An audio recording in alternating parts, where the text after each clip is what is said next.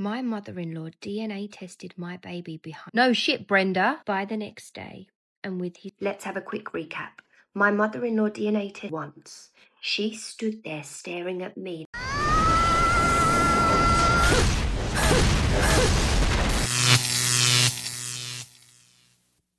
Welcome to The Wall. In today's video, we'll look at a family dispute that took an extreme turn. A grandmother secretly orders a DNA test for her grandson without permission, and the result comes back negative. But the daughter-in-law's revenge against her mother-in-law is something no one saw coming. Don't miss this story. It's incredibly compelling. Let's get started. My mother-in-law DNA tested my baby behind my back. So I had a baby with the man I love.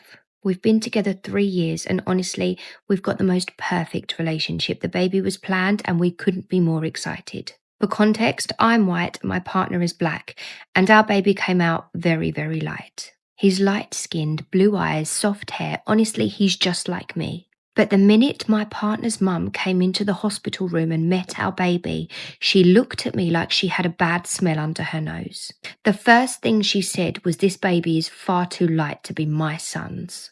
To be honest, it was so outrageous that we actually both laughed at first. We thought she was joking. We thought it was some weird territorial joke that we just didn't understand, but it wasn't. Because then she started pushing for a DNA test over and over and over. I had just given birth, mind you. And my partner, thank God, my partner stood up for me and he said, "No, we're not getting a DNA test. I don't need a DNA test. I trust her." And we thought that was it.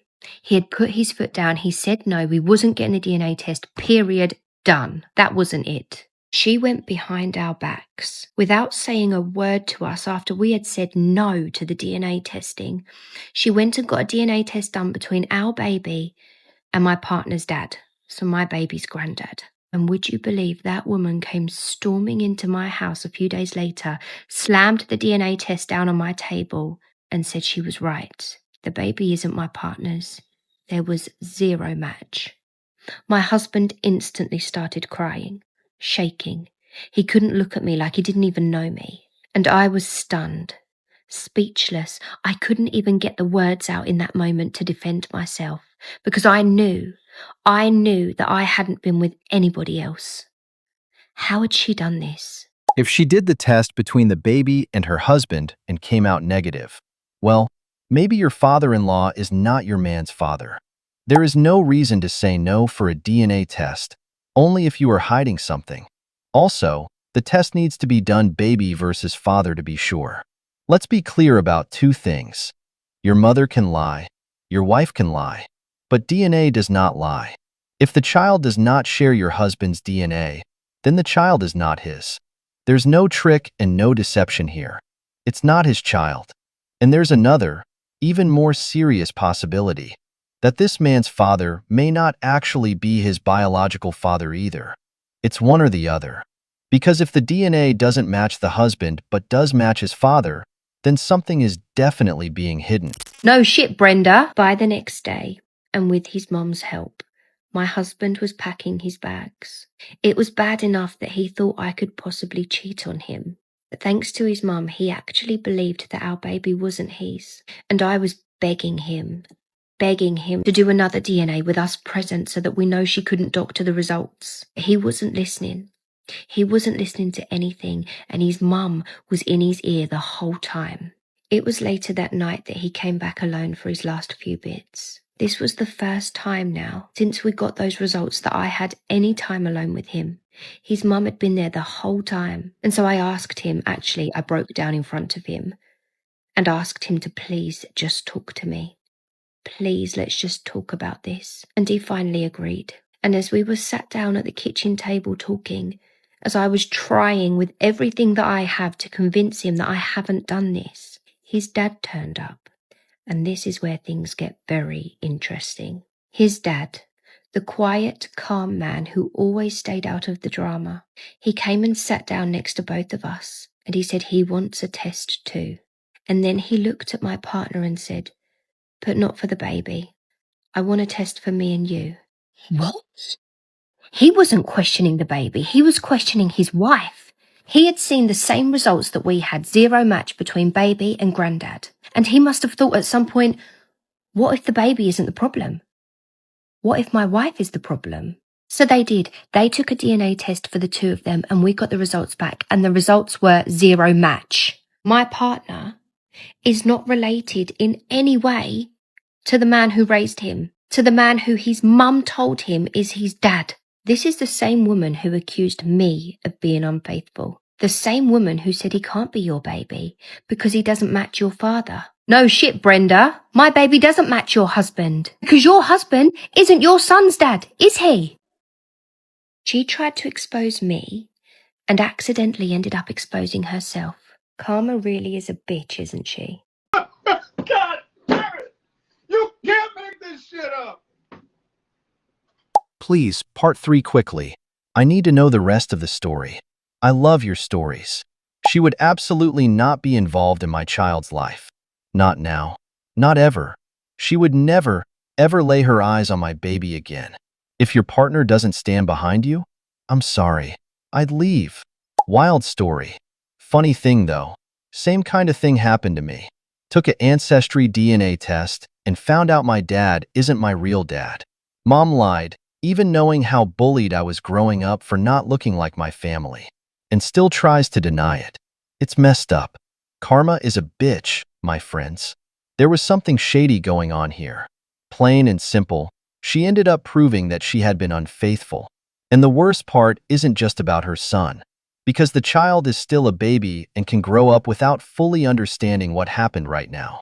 The truly painful part is for the man who raised him his entire life, believing he was his son. That's devastating. That's why the saying exists. A thief judges others by their own actions. The mother did it in the past, and now she tried to accuse her daughter-in-law. So the question is clear. What would you do if you were this man? Would you go forward with a DNA test on your own child after discovering the truth about your father? My God, I can't wait to jump into part 3. Let's continue. Women. Let's have a quick recap. My mother-in-law DNA tested my baby behind my back after I'd said no, I do not want my baby DNA tested. She couldn't do the test with my husband because my husband had also said no to the DNA test, so she DNA tested our baby with her husband. The results came back as a zero match and honestly nearly ruined my life because my husband for a period of time believed that that baby wasn't his. Enter my partner's dad. He comes to us and tells us that he wants to do a DNA test with his son.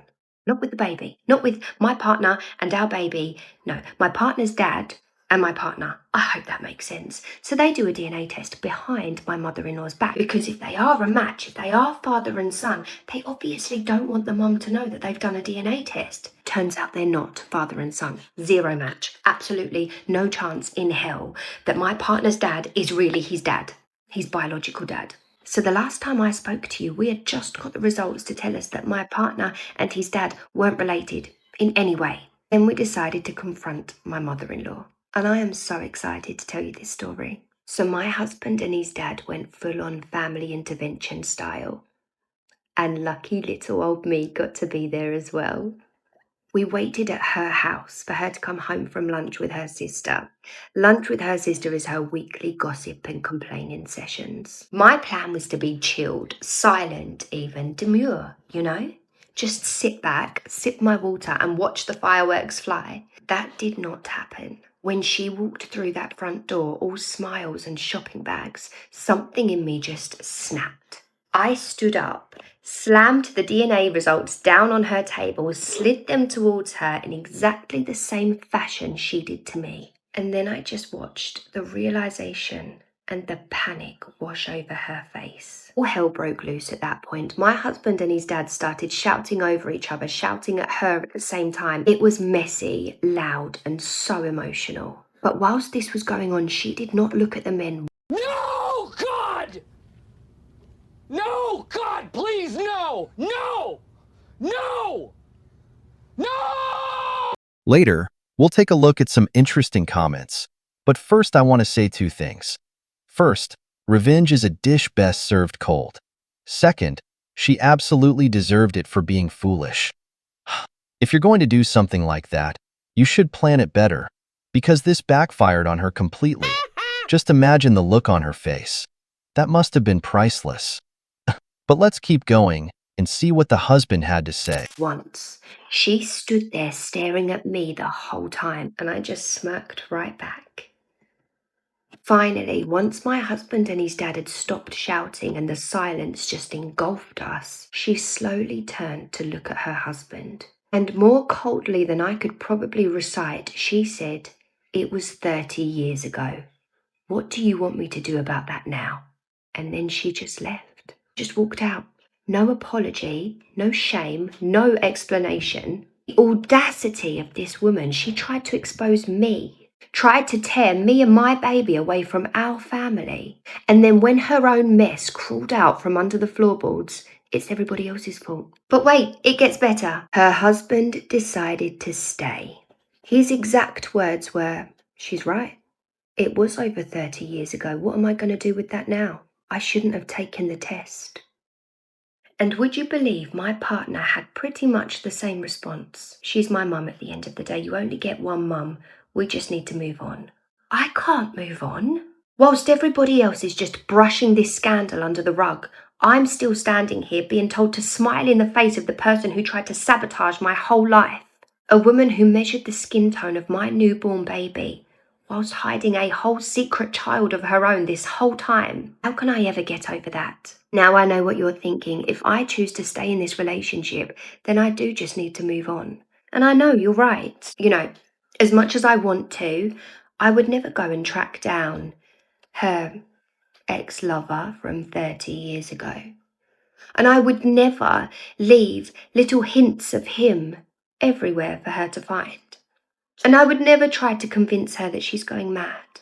And if I have another son, I would never name him after the biological dad as a constant reminder. Because that would be crazy, right? You can stay in this relationship, but you do not have to keep her in your life. Your husband forgives her, good for him, but it does not mean that she's welcome in your home.